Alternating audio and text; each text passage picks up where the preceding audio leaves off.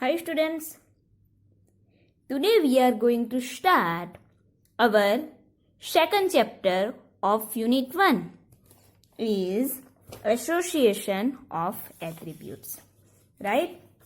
So Unit 1 and Chapter 2.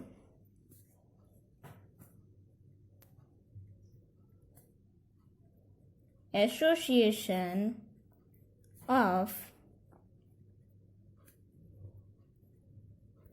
attributes, right?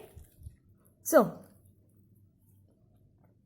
last time हमने chapter 1 linear correlation उसे complete किया था. ओके, नाउ इस चैप्टर में अब हम देखेंगे एसोसिएशन ऑफ एट्रीब्यूट्स के बारे में. ओके, जो फर्स्ट यूनिट लीनियर कोरिलेशन था उसमें क्या था कि हमारे पास 2 वेरिएबल्स होते थे एंड हम उन दोनों वेरिएबल्स को यूज करके कोरिलेशन फाइंड करते थे, राइट? सो जो वेरिएबल्स होते हैं वो न्यूमेरिकली मेजर होते हैं, राइट? जो वेरिएबल होते हैं उसे हम न्यूमेरिकली मेजर कर सकते हैं. बट इन एट्रीब्यूट्स, जो एट्रीब्यूट्स होते हैं जिन्हें हम सिंपल क्वालिटी कहते हैं, एट्रीब्यूट्स को सिंपल हम क्वालिटी कहते हैं, राइट? तो उसे न्यूमेरिकली मेजर नहीं किया जा सकता. ओके, सो लास्ट यूनिट में हमने 2 वेरिएबल्स के बीच में कोरिलेशन फाइंड किया था. वैसे ही यहां पे हम क्या फाइंड करेंगे? 2 एट्रीब्यूट्स के बीच में हम फाइंड करेंगे एसोसिएशन. ओके, सो इस यूनिट में हम फाइंड करेंगे जो हमारे पास 2 एट्रीब्यूट्स होंगे उसका यूज करके हम एसोसिएशंस फाइंड करेंगे. ओके, तो सबसे पहले हम उसका मीनिंग समझ लेते हैं. तो सबसे पहले फर्स्ट मीनिंग हम देखेंगे एट्रीब्यूट्स के. Okay, so the phenomenal like honesty, beauty, poverty, blindness. Okay, the phenomenal like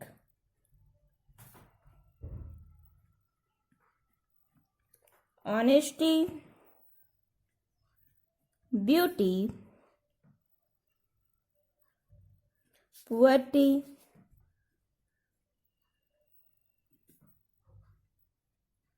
blindness, etc. cannot be expressed quantitatively.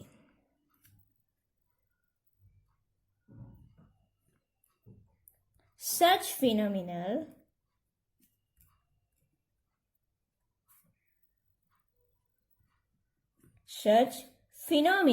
are called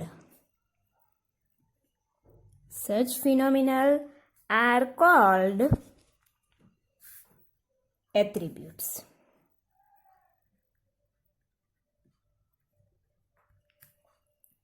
okay, so यहां पे बताया है कि the phenomenal like honesty, beauty, poverty, blindness extra cannot be expressed quality.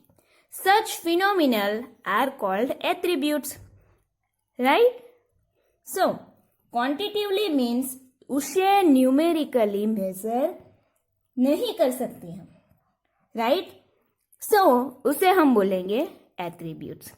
Now अब हम देखेंगे association of attributes के लिए डेफिनेशन.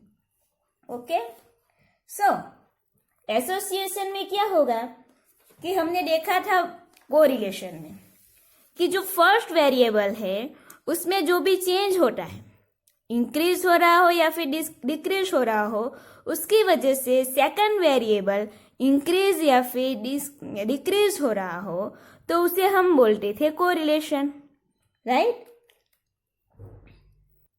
सो उसमें एक वेरिएबल जो फर्स्ट वेरिएबल होता है वो सेकंड वेरिएबल पे डिपेंड होता है एंड हम उसका यूज करके कोरिलेशन फाइंड करते थे, राइट। सो यहां पे लिखेंगे कि द रिलेशनशिप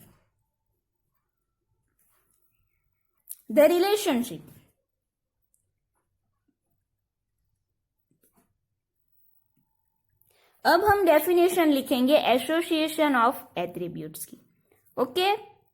बट उससे पहले देखेंगे कोरिलेशन के बारे में कि the relationship between to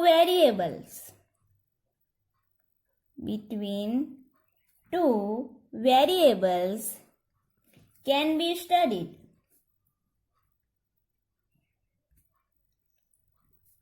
by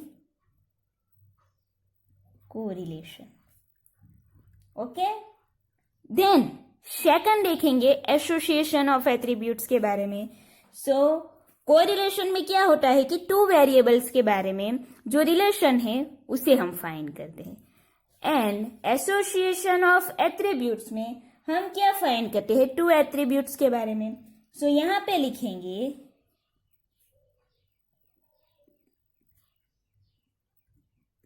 the relationship between two attributes. The relationship between two attributes can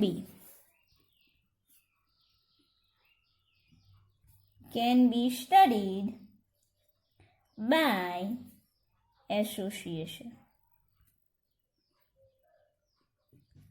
okay, so ये हो गया एसोसिएशन की। एसोसिएशंस में हम टू एट्रीब्यूट्स का जो रिलेशन है उसे फाइंड करते हैं, सो उसे हम बोलेंगे एसोसिएशन, ओके ना। इस चैप्टर का very important topic, right, important topic जो एसोसिएशन ऑफ एट्रीब्यूट्स में वो है उसके नोटेशंस, ओके। पूरा यूनिट नोटेशन पे डिपेंड है, पूरे का पूरा यूनिट नोटेशन पे डिपेंड है। सो ये इंपॉर्टेंट पार्ट होगा एसोसिएशन ऑफ एट्रीब्यूट्स का, ओके। सो फर्स्ट हम देखेंगे notation.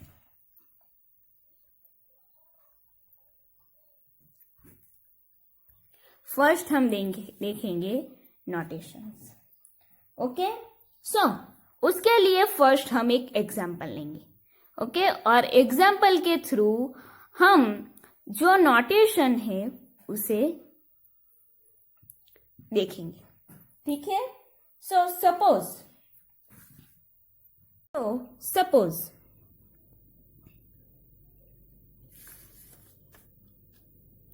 A is equal to educated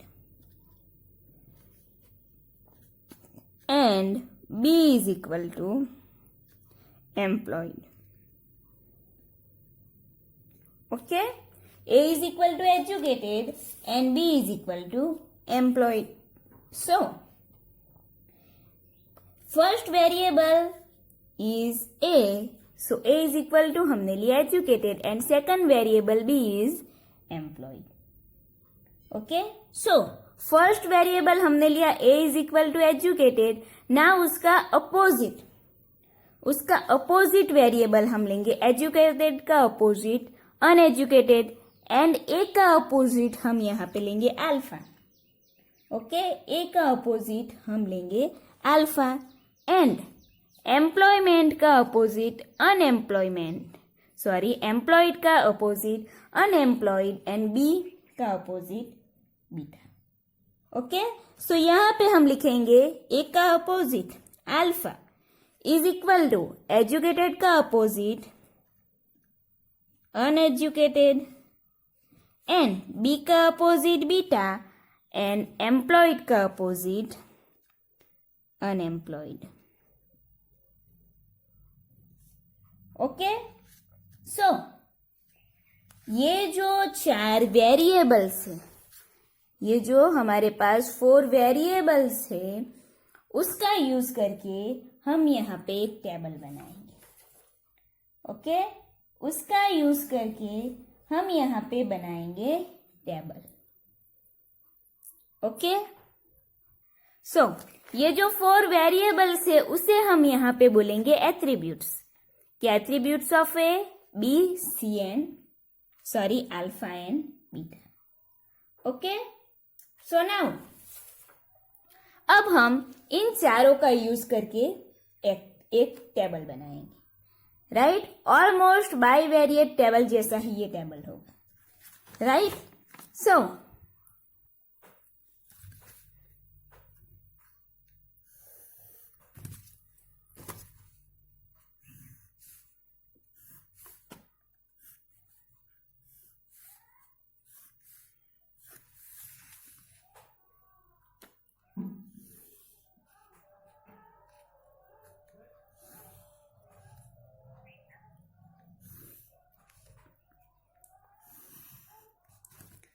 okay, then now इसे हम बोलेंगे 2x2 contingency table. Okay, 2x2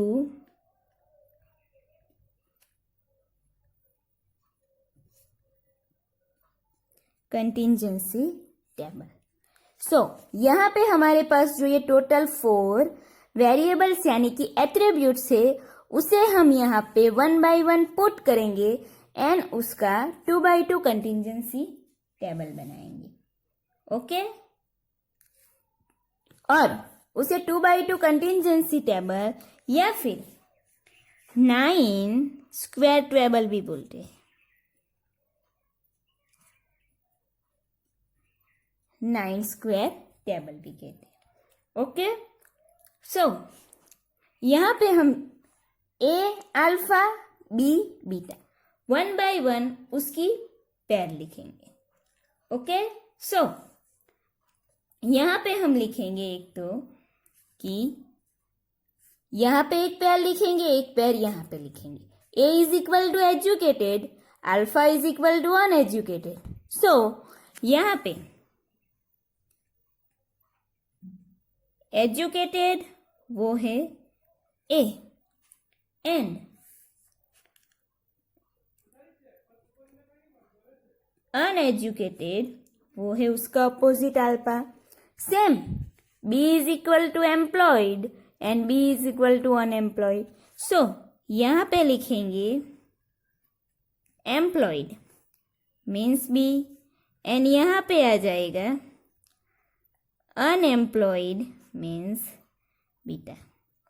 okay, so ये हमारे यहाँ पे हमने जो एट्रीब्यूट्स था, एट्रीब्यूट्स की पेयर थी उसे हमने 1 by 1 लिखा ना।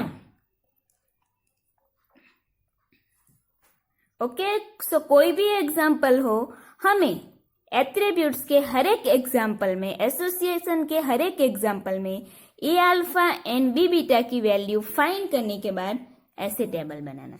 ओके, एंड यहां पे लिखेंगे total and total. Okay, now 1 by 1 यहां पे जो ये सेल है सो हर एक सेल के लिए हमें उसकी फ्रीक्वेंसी मिलेगी। ओके, सो नाउ यहां पे हम क्या करेंगे कि यहां पे ए एंड बी की वैल्यू मिलेगी। राइट, कि educated and unemployed. Educated means A and employed means B. So यहां पे वैल्यू हमें किसकी मिलेगी? ए बी की। सो यहां पे हम लिखेंगे in bracket A B. Always याद रखना यहां पे अगर हम ए बी की वैल्यू लिख रहे हैं मीन्स वो वैल्यू ब्रैकेट में आएगी। ब्रैकेट में क्यों लिखेंगे? क्योंकि यहां पे जो वैल्यू मिलेगी वो ब्रैकेट में ये ए बी यानी frequency of A B. Okay, frequency of A B. And second educate A and employed beta. So यहां पे जो वैल्यू मिलेगी वो हमारी वैल्यू होगी ए बीटा की। A beta means frequency of beta, क्योंकि हमने ब्रैकेट में लिखा। Same here alpha and B. So यहां पे in bracket alpha and B. So frequency of alpha B. Right, frequency of alpha B. यहां पे uneducated and unemployed. So alpha and beta, so in bracket alpha and beta, so ये frequency होगी alpha and beta की। Okay, so यहाँ पे educated and unemployed means कि कितने percent total, यहाँ पे जो टोटल वैल्यू उसमें से कितने परसेंट जो लोग हैं वो एजुकेटेड एंड एम्प्लॉयड है, उसकी परसेंटेज हमें यहाँ पे मिलेगी, इसकी वैल्यू हमें यहाँ पे मिलेगी, राइट। उसकी जो फ्रीक्वेंसी होगी वो हमें यहाँ पे मिलेगी सेम, कि एजुकेटेड एंड अनएम्प्लॉयड कितने परसेंट है उसकी फ्रीक्वेंसी हमें यहाँ पे मिलेगी। यहाँ पे किसकी फ्रीक्वेंसी मिलेगी? अनएजुकेटेड एंड अनएम्प्लॉयड की, एंड यहाँ पे फ्रीक्वेंसी मिलेगी अनएजुकेटेड एंड अनएम्प्लॉयड की। ओके, सो यहाँ पे 4 फ्रीक्वेंसी हमें मिली। नाउ अब जो एजुकेटेड ए है, यहाँ पे ओनली यही आएगा, जो एजुकेटेड ए है उसके सामने हमें फ्रीक्वेंसी ऑफ ए मिलेगी, राइट। मीन्स कि टोटल एजुकेटेड पर्सन कितने हैं, कितने परसेंटेज है, उसकी फ्रीक्वेंसी हमें मिलेगी फ्रीक्वेंसी ऑफ ए। देन यहाँ पे एजुकेटेड अल्फा कितने परसेंट है, उसकी फ्रीक्वेंसी हमें यहाँ पे मिलेगी। देन टोटल एम्प्लॉयड कितने हैं, उसकी फ्रीक्वेंसी हमें यहाँ पे मिलेगी, means frequency of B, and यहाँ पे आएगी frequency of beta. Okay, now अब हम ए अल्फा की फ्रीक्वेंसी की टोटल वैल्यू यहाँ पे फाइंड करेंगे, एन बी बीटा दोनों की फ्रीक्वेंसी की टोटल वैल्यू फाइंड करेंगे। सो हमें यहाँ पे वैल्यू मिलेगी कैपिटल एन की, राइट। तो हमें यहाँ पे मिलेगा कैपिटल एन। अब कैपिटल एन जो है उसे हम विथ ब्रैकेट नहीं लिखेंगे, ओके। कैपिटल ब्रैकेट को हम विथ ब्रैकेट नहीं लिखेंगे क्योंकि ये फ्रीक्वेंसी नहीं है, ये फ्रीक्वेंसी नहीं है, ये सभी की टोटल वैल्यू है। सो हम यहाँ पे ओनली कैपिटल एन ही लिखेंगे। ओके, नाउ ये जो हमारे पास टेबल है 2x2 कंटिंजेंसी टेबल, या फिर उसे हम 9 स्क्वायर टेबल भी बोल सकते हैं। सो ये जो टेबल है उसका यूज करके हमें कुछ फॉर्मूला मिलेगी। ओके, सो 1 by 1 वो फॉर्मूला लिखेंगे। So first formula is A B plus A beta, दोनों का टोटल लेंगे। सो हमें यहाँ पे मिलेगी frequency of A. Okay, so यहाँ पे लिखेंगे कि frequency of A B plus frequency of A beta is equal to frequency of A. Okay, then next alpha B plus alpha beta की टोटल वैल्यू हमें मिलेगी frequency of alpha, right. Frequency of B plus frequency of alpha beta, frequency of alpha B plus frequency of alpha beta is equal to frequency of alpha. तो second formula is alpha b plus alpha beta is equal to frequency of alpha. Then अब column पे जाएंगे कि frequency of AB plus frequency of alpha b is equal to frequency of B. So third formula is frequency of AB plus frequency of alpha b is equal to frequency of B. Then frequency of A beta plus frequency of alpha beta is equal to frequency of beta.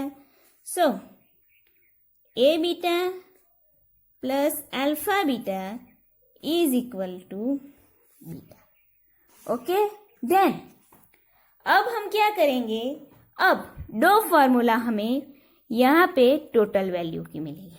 Total 2 formula मिलेगी कि frequency of A plus frequency of alpha is equal to N, and second is frequency of B plus frequency of beta is equal to N. Okay, so fifth is frequency of A plus frequency of alpha is equal to capital N, and six कि frequency of B plus frequency of beta is equal to capital. Okay, so हमें यहाँ पे total 6 formula मिलती है कि जिसका use करके हमें टेबल की मिसिंग वैल्यू फाइंड करनी होगी। टेबल की जो भी मिसिंग वैल्यू होगी वो हमें ये जो फॉर्मूला है उसका यूज करके फाइंड करनी होगी। ओके, सो कोई भी एग्जाम्पल होगा उसमें आपको डायरेक्टली ये टेबल नहीं दिया गया होगा कि टेबल की 3 या फिर 4 वैल्यू हमें दी हुई होगी, देन उस वैल्यू का यूज करके हम ये फॉर्मूला यूज कर सकते हैं एंड मिसिंग वैल्यू फाइंड कर सकते हैं। ओके, सो उसके रिलेटेड एक सम देखेंगे। ओके, सो फर्स्ट कि सपोज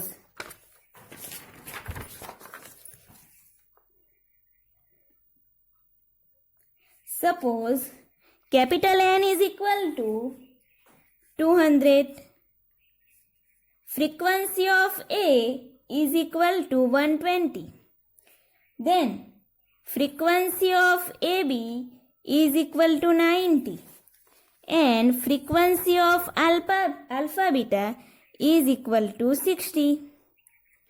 Okay, then ये जो हमें वैल्यू दी हुई है उसका यूज करके हमें 2x2 कंटिंजेंसी टेबल कंप्लीट करना है। ओके, सो फर्स्ट हम क्या करेंगे, 2x2 कंटिंजेंसी टेबल ड्रॉ करेंगे एंड उसमें जो भी वैल्यू दी हुई है उसकी वैल्यू पुट करेंगे। सो हर एक एग्जाम्पल में आपको ये 2x2 कंटिंजेंसी टेबल ड्रॉ करना होगा। ओके, हर एक एग्जाम्पल में ड्रॉ करना है आपको।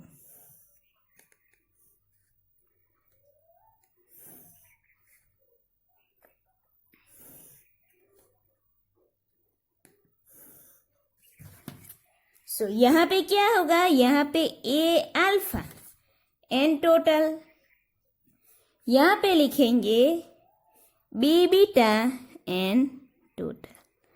ना जो भी वैल्यू दी हुई है वो लिखेंगे। Capital N is 200 means capital N हमें यहाँ पे मिलेगा। Frequency of A is 120, so frequency of A, so A की टोटल फ्रीक्वेंसी हमें यहाँ पे मिलेगी, सो यहाँ पे लिखेंगे 120। देन फ्रीक्वेंसी ऑफ AB वो है 90 मीन्स A एंड B दोनों की फ्रीक्वेंसी 90 है, सो यहाँ पे हम लिखेंगे 90। Then alpha beta is equal to 60, right, alpha beta is equal to 60, so alpha and beta दोनों यहाँ पे मिलेंगे, सो यहाँ पे हमारी वैल्यू होगी 60। ओके, यहाँ पे अब हमें 90, 60 इन सबको ब्रैकेट में नहीं लिखेंगे, राइट, यहाँ पे ओनली जो भी वैल्यू है वही लिखेंगे। ना अब हमें यहाँ पे जो मिसिंग वैल्यू है वो 1 by 1 फाइंड करनी है। Okay, so first A beta की वैल्यू फाइंड करेंगे। वो कैसे फाइंड कर सकते हैं, so A B plus A beta हम लेंगे तो हमें यहाँ पे ए की टोटल फ्रीक्वेंसी मिलेगी, राइट, कि A B plus A beta की इन दोनों वैल्यू को टोटल करेंगे तो हमें ये टोटल वैल्यू मिली हुई होगी। सो फर्स्ट लिखेंगे कि A B, frequency of A B plus frequency of A beta is equal to frequency of A, right, ये ए की टोटल फ्रीक्वेंसी होगी, सो ए बी की frequency 90, then plus frequency of A beta वो हमें find करनी है, N is equal to frequency of A is 120, so therefore A beta is equal to 120। 90 positive है, दूसरी साइड जाएगी तो साइन चेंज हो जाएगा, सो वो नेगेटिव यानी कि minus, so frequency of A beta is equal to 120 minus 90 means 30। Okay, so A beta की वैल्यू हमें यहाँ पे मिलेगी 30। Then next missing value find करेंगे। ओके, सो यहाँ पे जो ये दो वैल्यू है उसका यूज करेंगे तो ये वैल्यू मिलेगी हमें। ओके, सो ये वैल्यू किसकी है, ए बीटा की, एंड ये सेकंड वैल्यू है अल्फा बीटा की, एंड थर्ड वैल्यू हमें किसकी मिलेगी कि फ्रीक्वेंसी ऑफ बीटा की, राइट। सो फॉर्मूला लिखेंगे कि ए बीटा प्लस ये किसकी फ्रीक्वेंसी है, alpha beta. So A beta plus alpha beta is equal to ये total frequency of B. So यहां पे लिखेंगे frequency of B. So frequency of A beta is 30 plus frequency of alpha beta is 60 is equal to frequency of beta. So वो हमें value find करनी है। So 30 plus 60 is equal to 90 is equal to frequency of beta, right. So beta की total frequency हमें 90 मिली। सो यहां पे लिखेंगे 90। Okay, then ये हमें वैल्यू मिल गई। नाउ एक वैल्यू हम यहां पे भी फाइंड कर सकते हैं और यहां पे भी, है ना। सो फर्स्ट हम यहां पे फाइंड करेंगे, आप चाहो तो यहां पे भी फाइंड कर सकते हो। सो फर्स्ट कि frequency of A plus frequency of alpha is equal to capital N, right. So यहां पे लिखेंगे कि ये जो वैल्यू है वो फ्रीक्वेंसी ऑफ ए की। So frequency of A plus frequency of alpha is equal to total. Okay, so यहां पे लिखेंगे कि therefore frequency of A is 120 then plus frequency of alpha वो मिसिंग है is equal to capital N is 200। So therefore alpha is equal to alpha की value find करनी है। So 120 दूसरी साइड चले जाएगा। सो 200 120 प्लस है, साइड चेंज होगी so minus 120।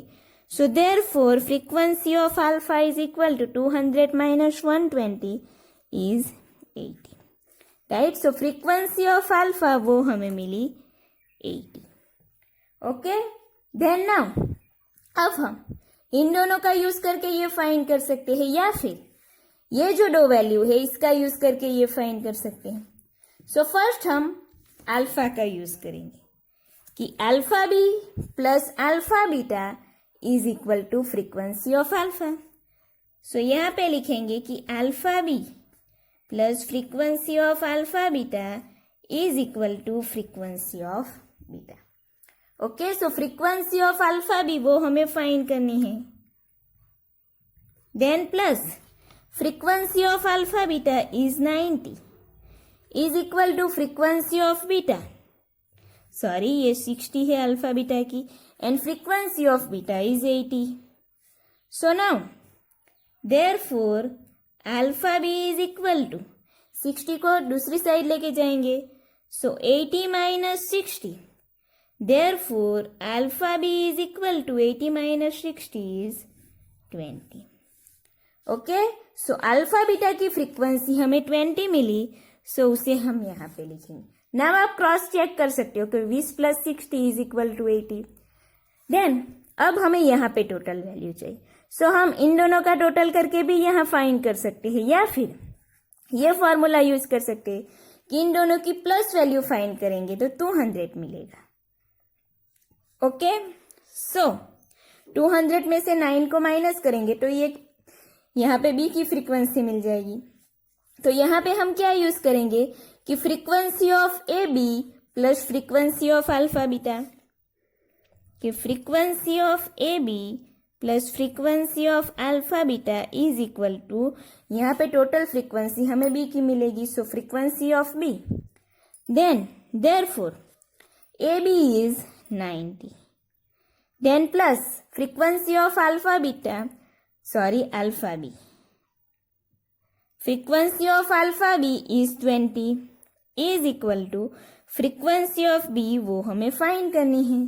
So therefore 90 plus 20 is 110, this is the frequency of B.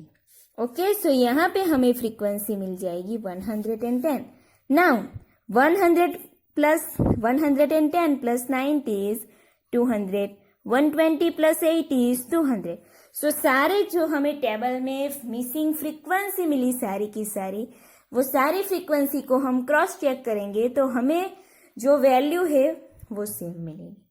Okay, सो इस तरह हमें मिसिंग वैल्यू फाइंड करनी है। ओके, हर एक एग्जाम्पल में आपको 3 या फिर 4 फ्रीक्वेंसी दी गई होगी एंड देन वो जो भी वैल्यू दी हुई होगी उसका यूज करके आपको बाकी सारी फ्रीक्वेंसी फाइंड करनी होगी। ओके, वैसे तो ये यूनिट पूरा सिंपल है, इजी है। सो इस तरह हम मिसिंग फ्रीक्वेंसी फाइंड कर सकते हैं। ओके।